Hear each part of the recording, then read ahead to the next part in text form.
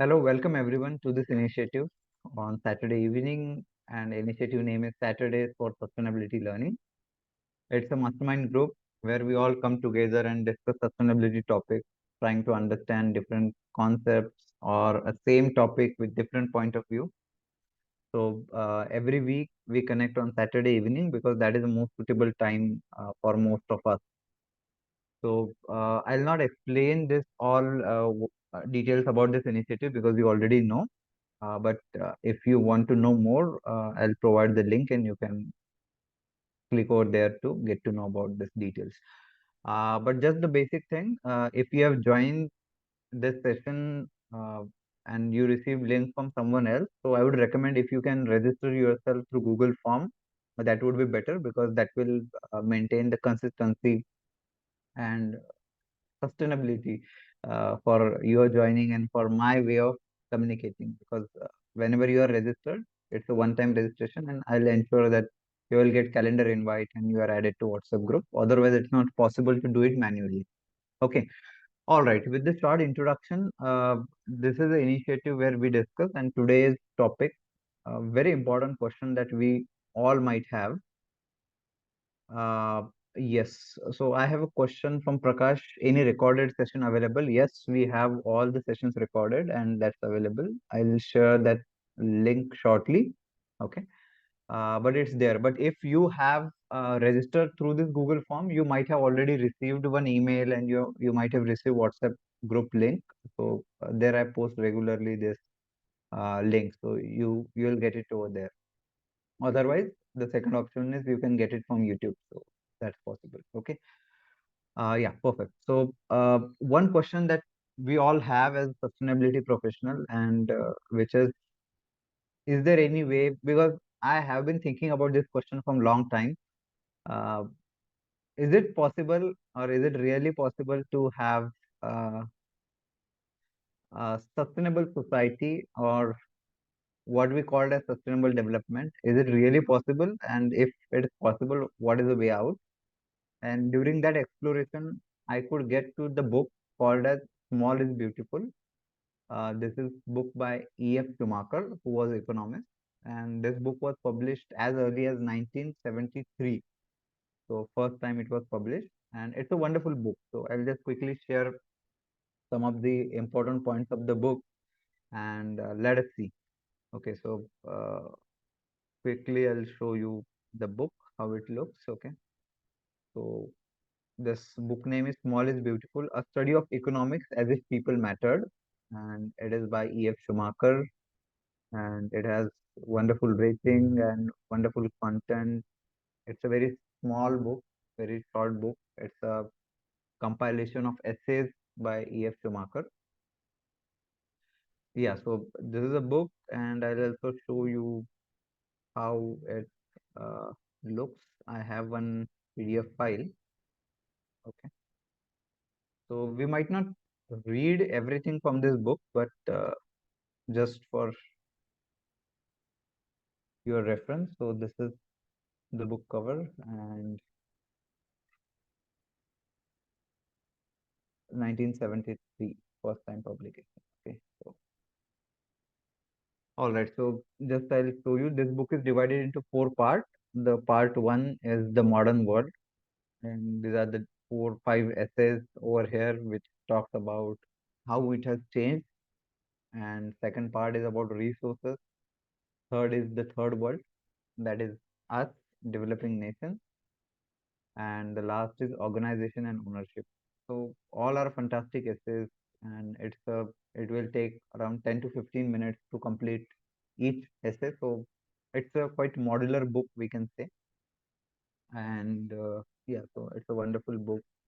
Some of the basic concepts which are discussed over here is what is the way for development, uh, sustainability that we talk about. So how do we achieve that? So that is the basic uh, discussion point, discussion theme of this book. All right, so let us move ahead and I'll just show you some of the short summary of this book, some of the points, summary of key, uh, eight key ideas in this book. So I'll just quickly read it and then I'll show you.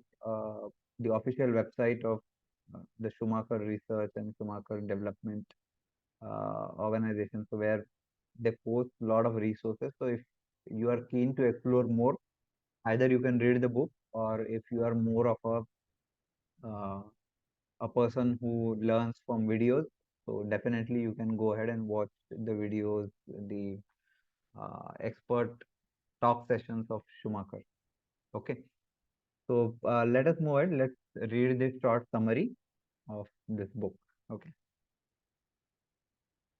so let us talk about first basic concept. The modern economic system relies on depleting the Earth's natural resources. Yeah, and I forgot to mention one thing. So, if you're joined for the first time, this is a discussion forum. It's not an expert lecture, expert session. So, please feel free to add your points, raise your hand, raise your voice, and do let us know what your experiences are. So, we highly recommend being it in a discussion forum, not as a one-way communication. So, please feel free to express your views. Okay. So with this, I'll just read it, and anytime if you would like me to stop somewhere or we want to read it again, we want to discuss it, so please feel free to. Okay. The modern economic system relies on depleting the Earth's natural resources. Modern economic systems have brought great prosperity to the Western world. However, that prosperity came with a big price tag. Our lives are now so removed from nature that we constantly destroyed it without compunction.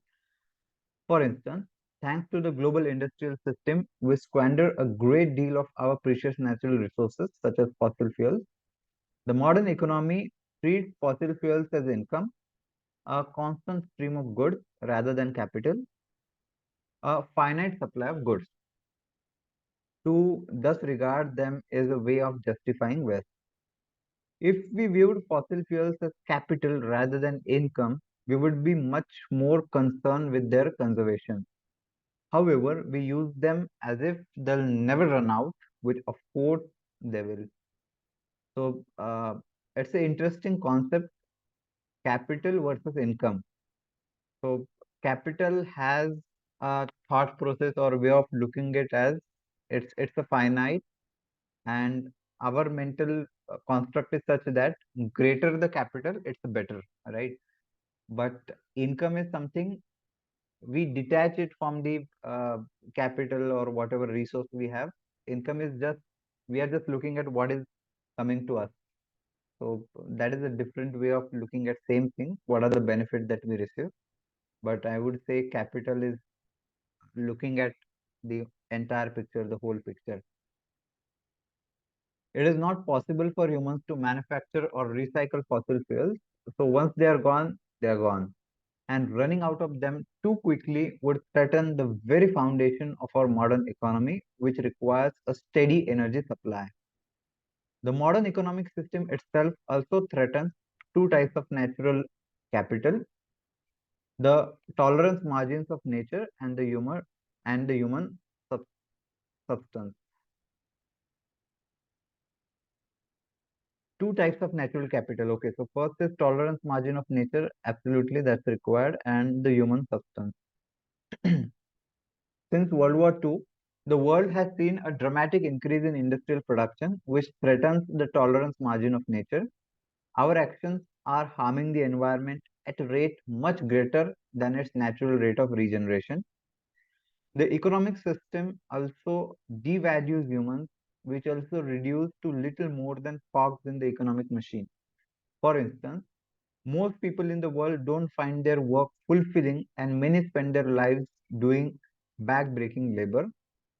So values are missing from the work that we are doing. So that is second way of looking at it, and I guess that is the way he is speaking here, the human substance.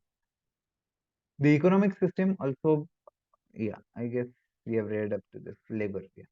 Such problems threaten the foundation of the modern economy too, because they threaten society as a whole. The economic machine can't sustain itself if the people who run it can't live.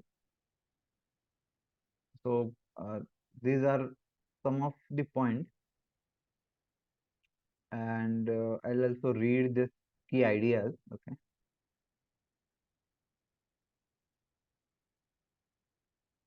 So we were reading the first idea out of this eight, which is the modern economic system relies on depleting the Earth's natural resources. Second is universal prosperity alone can't ensure lasting peace. Prosperity is not enough, in short. Third is the prevailing economic mentality values most highly those actions that are economic at the expense of people and the environment. So it is the same thing when we discuss about GDP, right? Gross domestic product, which is the only way of currently only way of assessing whether we are developing or not, right? And it is faulty in a way that one example is quite often quoted for problem of GDP in USA and in many places. There were some destruction of environment like oil spills in the ocean that was happened, and to clean that up, many resources were poured in. Like people went there, they used their cars, they stayed there, money was poured into it, people volunteered, people spend money over there, and that's how for that particular year the GDP spiked for that particular area. So just looking from a financial point of view, we would say that it is good for it is development. People spent money, there was more money in the people's pocket, everything was great. But unfortunately, nature was harmed beyond limit, right? So many creatures in the ocean died because of oil spill. So that is one way of looking at it. So prevalent economic mentality values most highly those actions that are economic. So whatever we can measure with economic tools, that is valued, but at the on the at the expense of the people and environment, which are not captured. Okay. So please feel free. You all are experienced people and you are also experts. So please join in if you want to add anything. Okay. Fourth is education is the greatest of all resources, but only if it instills the right values. Fifth, nuclear energy could be mankind's most dangerous invention, but it's only debated in economic terms. So this is also interesting interesting discussion point. Maybe we can have it in another session because many of the people from sustainability domain they also uh, not clear whether nuclear is good or bad. So some people uh, consider it as a clean energy, and that's the way that can replace the fossil fuels, and it's good to promote sustainable development. On the other hand, there are quite uh, practical risks that are out of nuclear energy, and which threatens the long-term sustainability. So that's an interesting debate. We will not declare the answer or any right way of doing it. It's good or bad, but that requires a serious discussion and uh, well-informed uh, decision over there. Sixth is modern technology has deprived humans of the work we find most satisfying. One of the important point in this book. Seventh, developmental aid shouldn't consist of money alone, and it needs to be given primarily to rural areas. Uh, and just one thing to remind you all, this book was written or published in 1973. Means all these ideas are of the decade of 1960s, or even if we call early 1970s, right? Still, they are highly practical. They speak the current reality of the development sector or the CSR as we know. So these aids or the CSR funding should go primarily to rural areas compared to urban.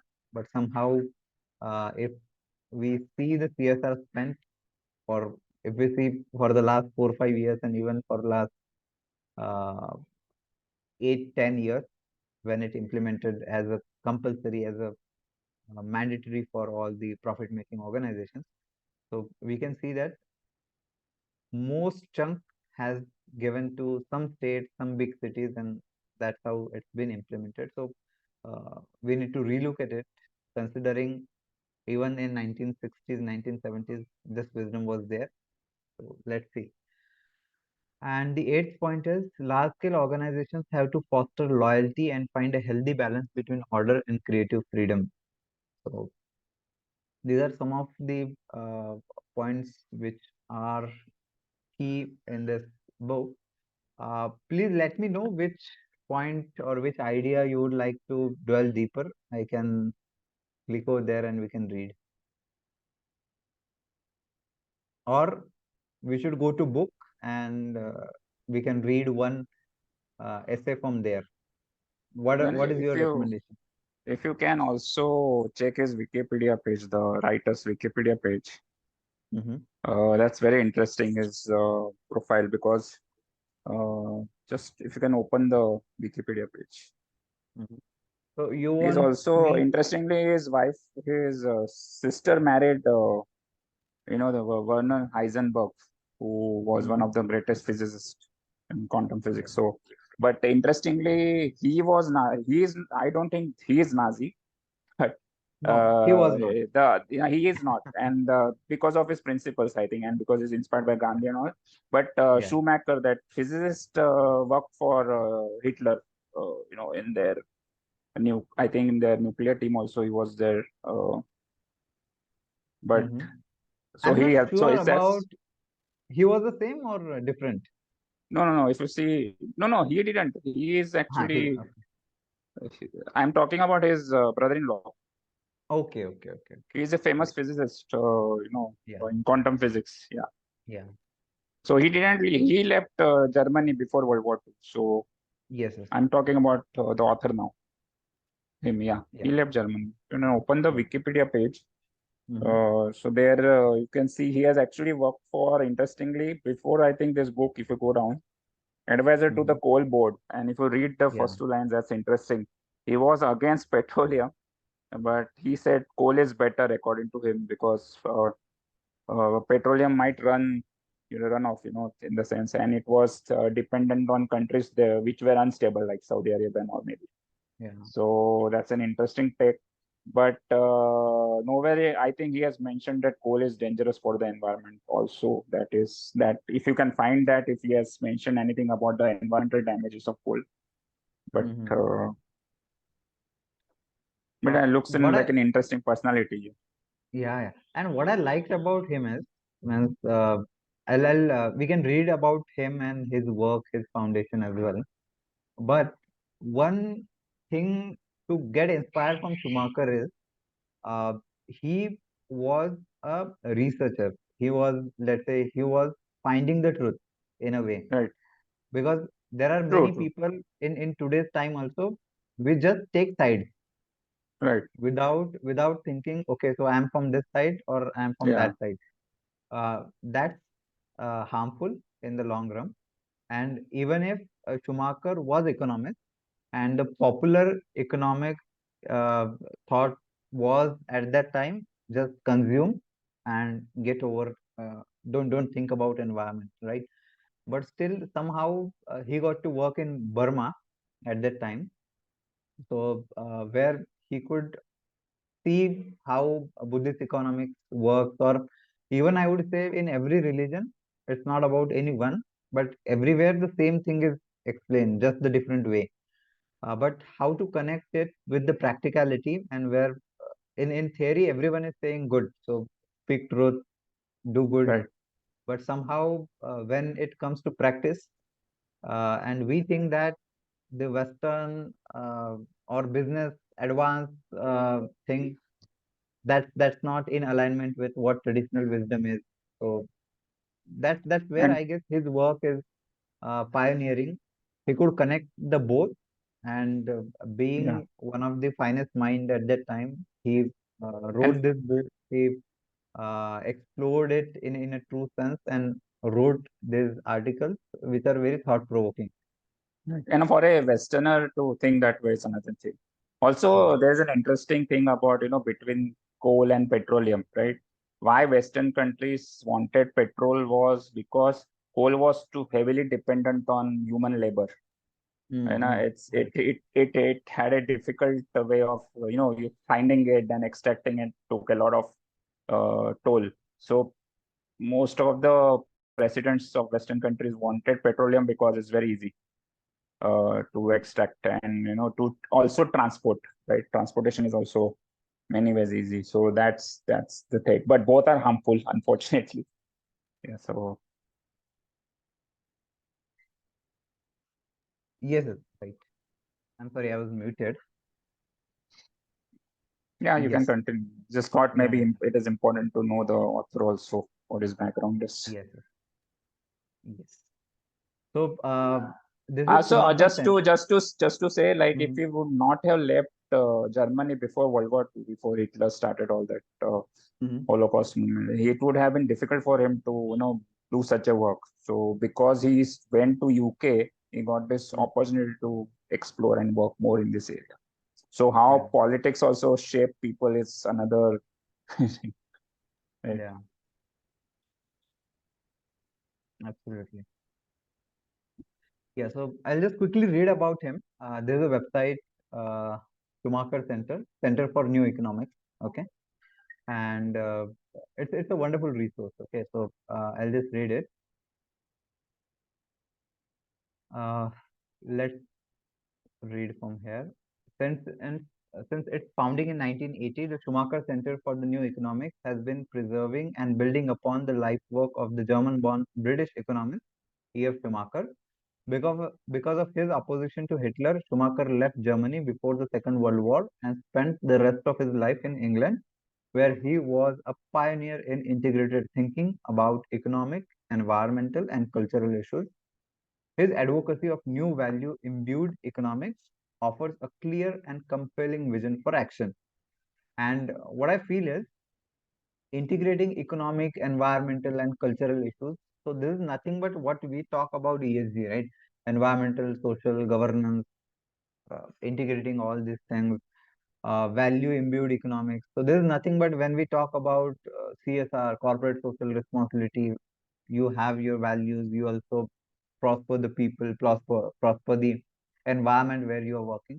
So it's nothing but bringing that theory and practice in together for a better world. So his advocacy at that time, that is great. In 1955, Schumacher traveled to Burma as an economic consultant. While there, he developed the principles of what he called Buddhist economics, based on the belief that good work was essential for proper human development and that production from local resources for local needs is the most rational way of economic life. His stay in Burma, I'll read it again, okay? Uh, Based on belief that good work was essentially for proper human development and that production from local resources for local needs is the most rational way of economic life. Because this has implications for India, how we develop our, let's say, technology, how we develop our businesses. So that's very important. And in his book, he has also mentioned for India specific solutions as well. So I'll just show you where it is written in the book as well. But it's an important point of view, important point to consider. His stay in Burma was a turning point in his life that inspired him to write the essay Buddhist Economics, which was published together with other essays in 1973 under the title Small is Beautiful Economics as if People Mattered. Schumacher's ideas subsequently became popular during the 1970s in much of the English speaking world.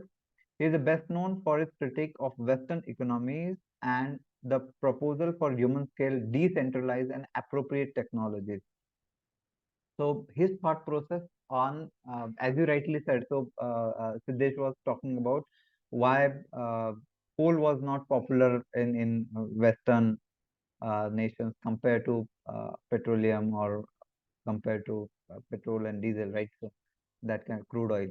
Uh, in the same way, he talks about appropriate technology, a technology which is useful in a Western world where human capital is scarce resource. So they develop their technology based on that. And if we just copy that technology to India, where we have more than enough human capital, that would be inappropriate to implement it. So long term, it would be a mess. So for countries like India or countries like or the continent like Asia or Africa, where we have a lot of human capital, but we lack the employment opportunities, we should develop technologies which are uh, human capital intensive. So that's how we can develop the people, and at the same time we can achieve the long term sustainability, as we say. Okay, so this is in short about the Schumacher. Will not read more over here, but this is a wonderful resource. If you want to read more, you can. There are multiple books, multiple videos, and there are many articles, as you can see, about the business, about how we can develop uh, the nations, the society. Okay, so wonderful resource, and many videos are also there. So it's up to you to explore it. We'll not dwell deeper. There's a YouTube channel that this organization has, Schumacher Center for New Economics. But what I like about it is uh, it's a way of exploration to this question that we all have. Multiple resources are there. You can read in your free time, and I'm very sure that you will find it interesting. Work in a sane society. Every one of us would like to work and live in a sane society, of course. So you can read and you can check that. Okay. Yeah. So that's it from the online resource. I'll just show you the book, couple of important points that I thought to mention, and let us have some discussion on it. You can also share what you think, and yeah, anything that emerges from this wonderful group we can explore. Okay, all right. So as I already showed you some of the topics, but why the book name is Small is Beautiful, because as a industrialization happened, we were hooked into getting it bigger. So bigger is better. That is the thought process we all have as a people in this industrial system. But that is not always true. And the purpose small is beautiful is there is a beauty in decentralized systems. There is a beauty in small scale efficient systems which are utilizing the local resources, and that's the only system which is sustainable.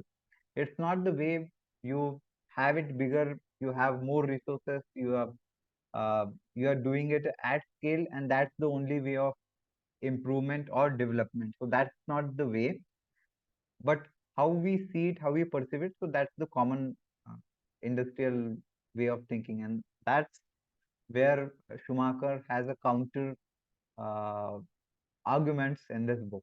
Okay, so right from problem of production, peace and permanence, the role of economics, then his popular article Buddhist economics, what it talks about, the question of size, how it differs when it comes to long-term thinking. So it's all there. So I'll just quickly share.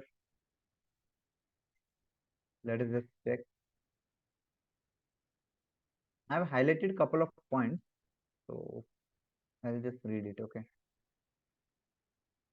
And when he talks about Gandhi's economics, so as Gandhi's way of uh, development was in such a way that you go to villages. So that was his one of the important message. And spinning wheel and using it as a tool to develop the rural employment, rural livelihood. So that was a thought process. If you look at it, it's a decentralized way. It's giving people the autonomy. It's using the local resources, and that's the kind of development, that's the kind of economics that we require. Okay. So, as Schumacher points out, poor countries slip and are pushed into the adoption of production methods and consumption standards, which destroy the possibilities of self-reliance and self-help. The result are unintentional neocolonialism and hopelessness. So that's the way blindly copying the technologies from the Western world. So that happened. And it's not just about agriculture, or it's not just about industrial systems. But if we can just see, you might have seen many buildings, architectures where it's used glass facades are used over there. I hope you might have seen that in big metro cities. Of course, in Bangalore, Delhi, Mumbai, right? Unfortunately, that's not the right way for a climate like us. It traps heat, and again, air conditioning systems are used to cool that down. So it's again dual waste of energy. So, but we did it. We just copied it because that looks cool, that looks great, and that's how this uh, technologies or this kind of systems get copied, which is not in best interest of the developing world. So he talks about multiple systems, how they evolved.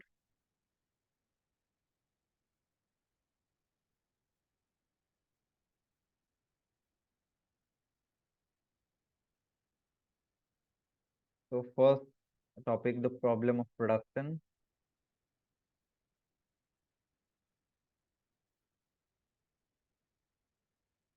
And as you can see, though we are just reading few of the paragraphs, but as you can see, this has been written in 1972, 73, but still it is applicable to today's day and time also. Uh, so the arising of this error, so disconnect between this system, so egregious and so firmly rooted, is closely connected with the philosophical, not to say religious, changes during the last 3 or 4 centuries in man's attitude to nature. So maybe after industrialization and after World War, we can say. I should perhaps say Western man's attitude to nature, but since the whole world is now in the process of westernization, the more generalized statement appears to be justified. So it is true in today's time also. Modern man does not experience himself as a part of nature, but as an outside force destined to dominate and conquer it. So the way industrial systems looked at nature is it was just a kind of resource. They didn't thought them as a part of nature. It was just a resource, and as we do for resource, maximum utilization, maximum consumption, and that's how we generate maximum profit. And the concept of GDP, the more we have money, the more we generate money, the more we spend it, that's the better for all. But in reality, that's not the case.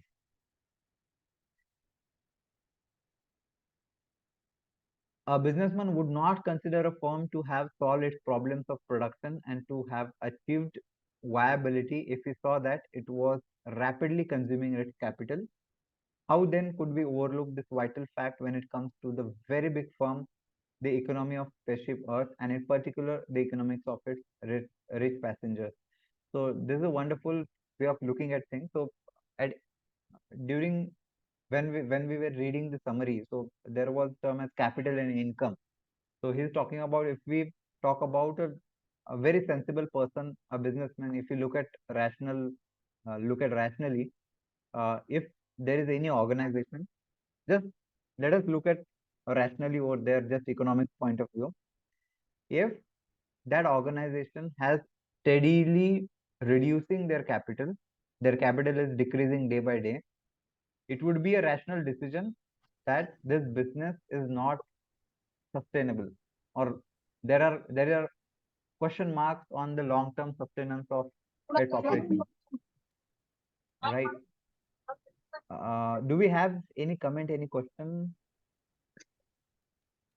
Ark Jyoti, if you have any question, anything you want to add, please. If not, I would request if you can mute, and if you want to speak, please raise your hand or unmute and speak. Okay. Okay. Wonderful. Thanks. So same way, as we are overlooking the spaceship Earth that we have, so it's a big firm. We have a capital, environmental capital. We have uh, as it is to business, and that's how we can compare, right? So multiple ideas to discuss. It's a wonderful resource. It's up to you. If you'd like me to read anything more, please do let me know. I can stop there.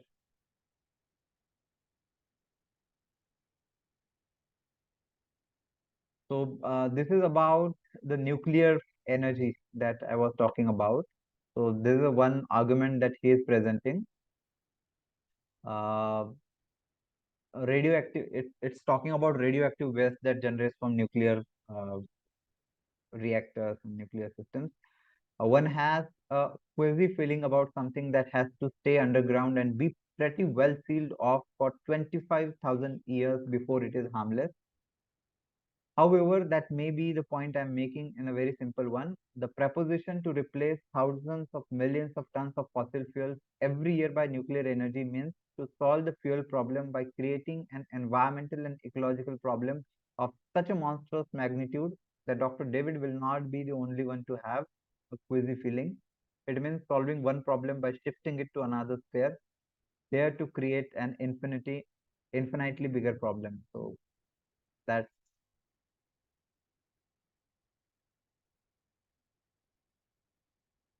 yes. And yes, so it's about nuclear energy that he was talking about. And interestingly, Siddesh has shared uh, one quote from Schumacher. Siddesh, would you like to explain that? Yeah, so basically, I've shared that because I think Limits to Growth, the book came in by MIT. Report came during that time only, I think 1970s, and at Right. that time people were starting to realize, even scientists, economists also started realizing that Mm-hmm. there are limits to growth, and it is commendable for this author to even venture this way. Maybe his Burma visit, as you said, and inspiration Mm-hmm. from Buddhist principles might have inspired him. Mm-hmm. So uh, for a Westerner to actually not, and if you see, like I will give my example. My dad was an economist, so I lived my childhood in economics books, and also it was mostly about demand supply. Most of the economists used to follow this trend only of creating demand supply models, and uh, all most of the capitalist industries and companies were, just give me 1 minute. Yes, sir. And interestingly, all these concepts, if you think that these are old concepts and the book is from 1970s, so let me just quickly tell you what is a new book, what is the new thing that is happening around this, all these concepts is. Uh, there is one, I guess, British economist, Kate Raworth. Uh, she has a book and a concept called as donut economics. So this is a quite popular book, and many of the governments are also working on the donut economics concept.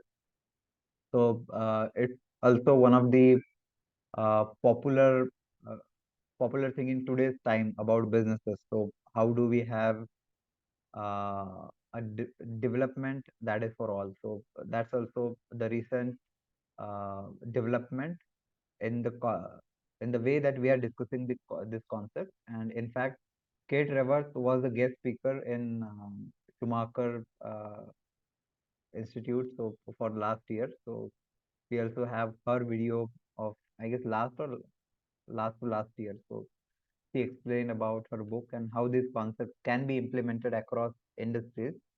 And one of the way that she explains it, I remember from Siddesh's point, as the basic idea of economics, right? So it's only about demand and supply. So Kate Raworth talks about, if you just think rationally, uh, as an economist, they have in syllabus demand and supply and how the dynamics changes. Okay, but somehow these people do not consider that the resources are finite. It's not infinite, right? So as these arrows go out, it's not possible practically. There is some circle.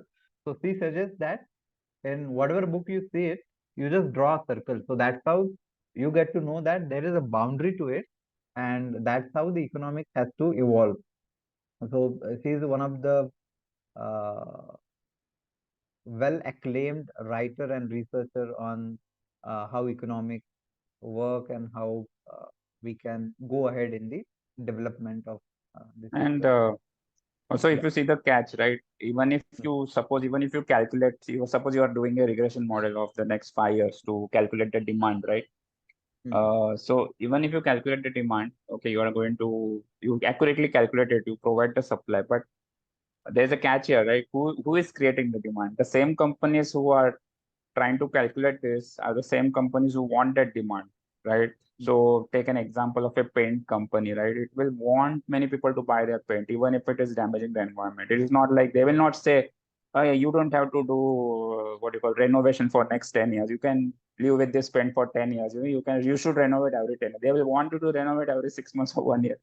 So there's a Right. catch here, right? So it's so Yeah. unsustainable, this capitalist society, that it wants you to consume at a cost because they want, and people don't understand that no one, 90% of the people are not getting anything out of it. It's only the cream population that is getting, only the 1% now, if you say, not even 10%. Like, so they are the ones who are benefiting from the system temporarily. And that's a sad part. And that's what I'm saying. The commendable part for economists to realize this and Western economists to realize this during 70s is important, because to break any paradigm, right, which is followed, and to give talk about an alternative is considered as a taboo, right? So I'm realizing this now, because I am like kind of talking against, I am in AI, but I'm like talking Mm. not against, I will say, but I'm trying to tell people its limits, right? Because it is also dependent on fossil fuels. So Right. it's a very difficult task to be a proponent of sustainability in a area which is so dependent on fossil fuels, and everything depends on that. Then you are considered as a villain while you're talking about it, right? So Yeah. for economics during 70s to talk about it, I think in the Wikipedia page it is mentioned how his report was not published, or something is mentioned. I just had seen. Mm-hmm. If you go down, I think the coal, uh, charges. If you go to the advisor to the coal board, Okay. I Here. think somewhere it was mentioned that that Mm-hmm. his paper was. Uh, Yeah, but that is a problem that all had to yeah, pay. All had to face and actually. Yeah. I mean, and especially people like us who are trying to talk about sustainability and do something in that area are finding a lot of friction in a world governed by capitalism. I mean, the catch, as I always say, even if you say, even if you say there's SDG goals and ESG Mm-hmm. and everything has Mm-hmm. come in the corporates, but there's a catch here. The basic nature of those companies is capitalism, right? Right. So they are doing it with respect to subject to capitalism. So uh, it's a very symptomatic solution when you consider, because they are governed by profits and not sustainability. So they will do it as a feel good factor, but is it a solution? Okay, it's a start where the dialogue has started, but but it's like, Just we can say it's just a starter, not a main course. yeah, you can say So that. just changing the Or changing the maybe starter even, or yeah, changing the maybe dessert. even a desert kind of. Okay, we Yeah. had everything. Now let's. Yeah. So, or like the body shapes are like, Yeah. then now we have to digest. So we'll say that we are doing this. But the Yeah. thing is that it's high time, right? If you see Pune now, um, it's just a little bit of rain and it is flooding everywhere. Like people are Right. swimming I now. Like asked so. you Hmm. because one of the reason was I got to know that this evening, just 5 p.m. or 6 p.m., we have heavy Yeah, rainfall in Pune, right? So with that, and second, the code that you shared, so it's about quantifying how big a city can be. So yeah. we That is have not shared thought only over. half a million inhabitants. So half a million would be 5 lakhs, right? Yeah, 1 million is 10 lakhs, right? So half yeah. a million is 5 lakhs population. I He think said that, yeah, Bombay is 30. I think right now 30 or something. Pune, I don't know. Pune.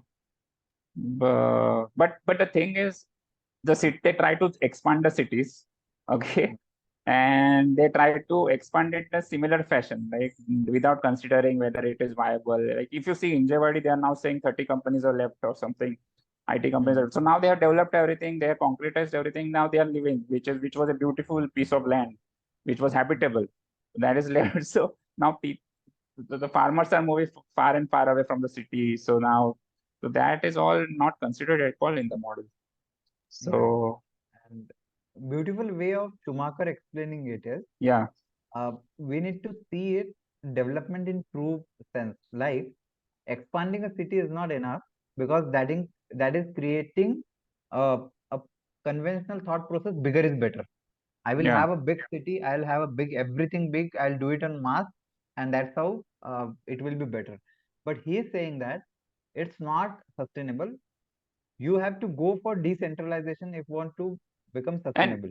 you know There is no why it option is for that. not also, sorry, it is not because if you see it as a factory Hmm. for the capitalists who are who are kind of ruling the world, the 1%, they are seeing cities as factories for them, right? Correct. Correct. So and so it is an exploitation. They are kind of creating a labor for them, right? And Hmm. they want the people to work 12 hours and all. Quality of life, everything is divided. So people who are actually they are getting all the benefits. They may watch a Netflix TV series, or they might have ACs in their flats, but it is not sustainable. Their children might not get the same quality of life which they got, maybe. Quality of life in Correct. the sense in terms of capitalist world. There I have a AC room where I can sit and chill. So not in a garden or in nature, right? So Yeah, that's another even take. if we talk about AC also, uh, means the basic survival things means what I observe, for office, I need to travel to let's say Delhi or to Mumbai. So when Yeah, I go there, the quality of food means even I live in Aurangabad, so that's not a big city or that's not a very small village. But the quality of vegetables that I get here and I get there, so it's completely different. And I hope you might have also observed a similar kind of yeah. pattern. So, and even if I go down, so if I go to some village, the quality of food that will taste better, that will be nutritious, and what to talk about the air. So we already know about it, the air pollution of Delhi. So Yeah. that's And already one more quote I shared, this is what I was talking about. Any intelligent fool can make things bigger, more complex, and more violent. It takes a touch of genius and a lot of courage to move in the opposite. I'm telling you, it's very difficult when an entire world is kind of moving in one direction. You are trying to talk about the other direction is very difficult. And the irony is that you are also pulled in that because you're raised that way, right? I am raised in a capitalistic society in a city all my life. right. Now I realize this limits, so I want to go in the opposite direction. So I also have to talk, and I also have to take a different stance, which is very tough for a person living in a city since childhood, right? Yeah, and Lot of we have circumstances, but even right. talking is a starting point, that I want to do this, I want to talk, I want, and people like you who are giving this platform where we are coming together, it gives a kind of a motivation energy to come together. That's so community building is very important in terms of that. So this quote is very amazing, and this I Yeah, thought a lot. It takes a lot of courage to move in the opposite direction. yeah. And thanks for bringing that because my next question was I'll stop sharing now. So done from my end. I'll share all these links, all these book copies to you, WhatsApp and email. But the next question that I wanted to ask is based on what we know now, uh, how do we act? Because without acting, we can speak incessantly, no stop over there. But how do we bring it to action? So that's the one way. How do we relate it to what we do on day-to-day basis? So as for livelihoods, I might have to work in one organization. You are also working in some organization, or it might be your own business. So, is there any way to bring all this wisdom, all this knowledge into action? So, that's an open question, and how do you all view to it? So So, I think that will be even wonderful. uh, I think the force should be not be there, in the sense you should not get anxiety or that you are Hmm. not acting. I think even if you're doing this, community is an action. I feel a lot, right? Even talking or writing about it is an action, because Hmm. you are trying to move in a take the world in a different direction and tell them about such. So you have a vision, building it. So even in your community, you are able to not convert, I will say, but even you are able to convince or motivate people to move in the direction of sustainability. That's where you acted, right? That's your action. So I will Right. say don't get too anxious. So even I get anxious and I'm not doing enough. I will say even having a vision and talking about it is an action in itself, right? Because you're trying to move. Like for example, if you say Schumacher, he wrote a book, right? Then he developed. People are developing theories now, so you can also start developing your own framework theories and talk, and Right. then slowly people who will support you will give you those kind of projects to work on. So maybe you will in the future slowly you will also start your own projects of system change or change projects, to move in the direction of sustainability. But you are building a knowledge base of people coming together, right? Even Ramakrishna sir is here, right? So we have amazing people like him who have been there, done that. So we are still learning. So yeah. Would like to hear from all of you. So what do you think? How do we bring it to action? Because I haven't got the complete answer as of yet for me. What, how is it look a sustainable development? How to have sustainability? Sustainable livelihoods is a big question that I haven't got answer as of now. So it's Mm. still an question that is Brother, an exploration. Yes, can Ramkrishna I sir. share a small viewpoint? I don't know Please, how please. I got into various groups Mm-hmm. about the sustainability. Youths like you, who are all in the middle age of 35 to 45, I'm putting the age group, who have been in all big companies drawing a huge salaries. Suddenly they found their personal life got disturbed. They're getting divorced, or their children are not in their balanced state, or they are not at all getting married. Either way, that's also another aspect. These Right. people all have somehow there is a like-mindedness have come slowly over the last 1 year, and in 17 cities of India, outskirts about 30, 50 kilometers or 100 kilometers away from the main city where they are living, they are trying to acquire about 30, 50 acres of land, or even 100, 150 acres of land, Mm-hmm. okay, and build their own community like the old village kind, not the typical, with lot of facility of their own construction, not depending externally and all modern type AC, this and nothing like that, of those things, and Right. also growing the agriculture type, whatever needed for their family or for the this thing and all, and giving education free for all the children, and trying to see that 5G, 6G, all the facilities are also provided there, Mm-hmm. and some transport to the nearest highway, main highway, on the highway, or other train, whatever it is, some facility for their mobility, because they should not get totally isolated from the world. Right. This is what is happening, and Paripurna is one organization in Bangalore right now, Mm-hmm. living example. I know how they are struggling, and today they said no need of investment. Also, if you want to just join, also they come last week. They made the statement. I mean, Mm-hmm. for seeing, so Great. that they get enough strength to have the thing operative. I mean, but the thought Right. process is happening. Yeah. And I would like to share one view in my 3 or 4 visits to US, Mm-hmm. like in California, and what they're doing, they're going to the neighboring district and they're starting, and the Mm-hmm. villages are all like ancillaries for the district areas, Mm-hmm. and where all are happening close to the highways, where they Mm-hmm. can easily come to the highway and it is getting transported to the city or other places. Okay. Try to understand. This kind Mm-hmm. of attitude or thought process will definitely help to spread it out than focus only on the main city. Mm-hmm. Right. I mean, and lot of problems are every day increasing in Hyderabad or any city regarding Right. one small rain for 1 hour is sufficient. Complete Right. city is getting disrupted. Family Right. life, mosquitoes, your freedom, happiness, everything is lost. I Right. mean, sometimes you need boat also to move the people from one place to another. To that Yeah. extent, it happens. I mean, so, and secondly, we have been discussing, I wanted something to get into action, but then I Mm-hmm. found youngsters like you have already started last 1 year, they have been working hard on this by talking, making so many groups. I don't know how they have made me member in all the groups. I Somehow am just law a of silent, attraction works, I guess. I don't know it is master's grace or divine grace, but I'm Yeah. just a silent member. They came to my house, Mm-hmm. knowing my address, and they came to my house to seek advice also. I mean, Great. not Mm-hmm. once, about 3, 4 times they came. Then I shared my views because I was also in agriculture company, and I acquired about 20, 30,000 acres of land in different cities, I mean, states, and we were having agriculture and all for a company. So I told, I just had to share my old 30, 40 years view is different from what is happening today. But concepts and ideas I shared. and how it can be done and what all they can do it and all. Basically, we have to learn to live on needs. The question is, Right. from when we go away from the need to comfort zone or luxury zone, your problems are started.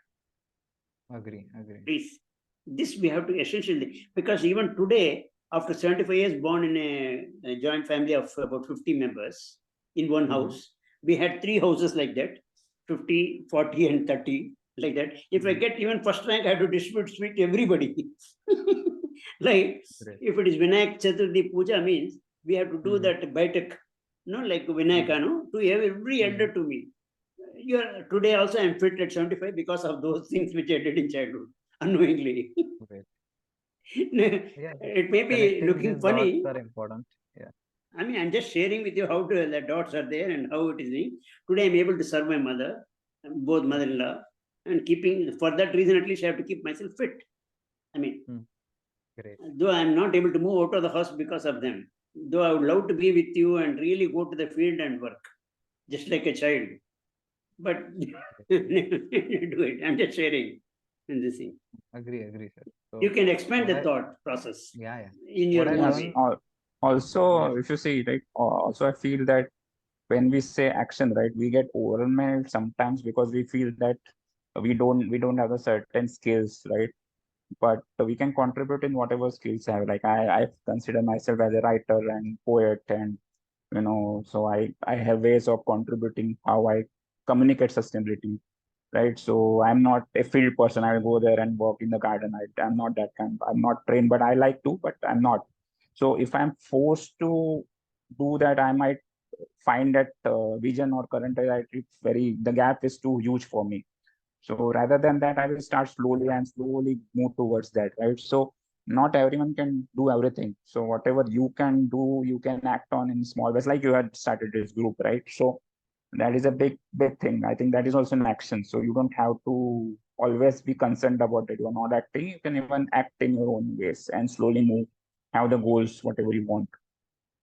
Yeah. The Absolutely. thing is, we have to understand that we are still ruled by this capitalistic framework, and we are part of that.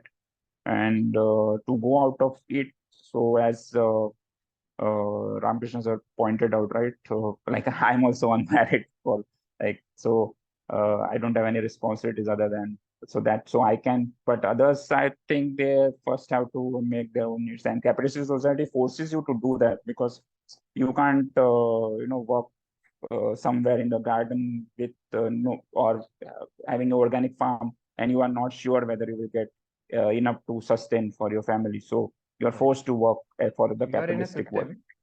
Yeah. Yeah, So system. you are Yeah, in a you. system. So one way to look at it is solution won't come if you say I'm an outsider and I'll just tell you do this and do that. You are Yeah, doing wrong. So that's not the way. So I am also a part of it. Let's explore what are the problems and let's explore what are the solutions. So I guess that is the only way, collaborative way of exploring the yeah, solution. and True building exploration should happen. That's the only thing that we can enable.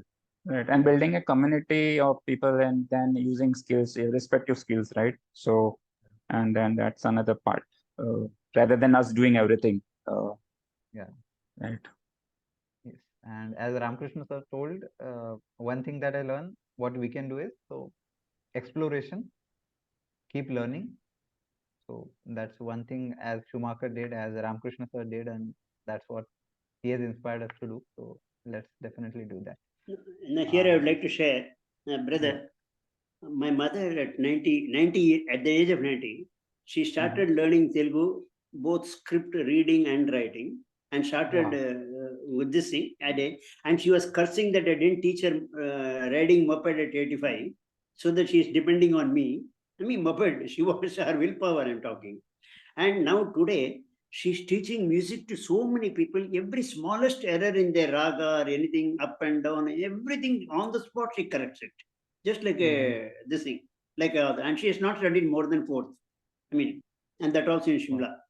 I'm talking in way back 31 or 35, whatever it is like. Hmm. Okay. But question is, Wow. she should correct every letter of my postcard which I wrote from the hostel, keep it till I come back from the hostel to show me what all the errors, I mean, adjectives I missed or verb I missed, everything, and show it to me. I can't forget those moments. Yeah. So that education, we should become a way of life like that. yeah, and education has different ways, so it's not only one way to get it from school. Multiple ways, multiple things to explore and learn. Yeah. Yes. So it was wonderful And to discuss. also And regarding yeah. medicines, we are not till today bought anything from the market, allopathy or Mhm. homeopathy, anything. All natural these things. She prepares herself with the herbs and gives us whether it is cold, cough, headache, anything. And till today, touch wood, by divine grace, all are fine.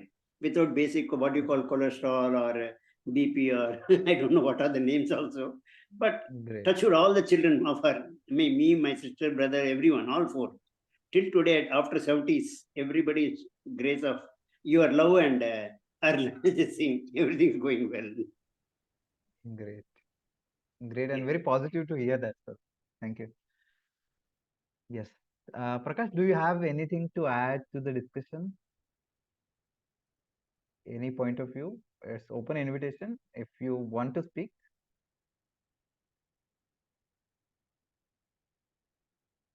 Okay. So no compulsion. Okay, perfect. So that was a wonderful discussion, and I also got personally very positive feeling, uh, affirmation to work in this finding a solution. So thank you so much everyone for your active participation. It was great. Thank you. Yeah, great. See you. Brother, one thing I want you to get into action, brother. I'm eagerly waiting the flower to blossom and give the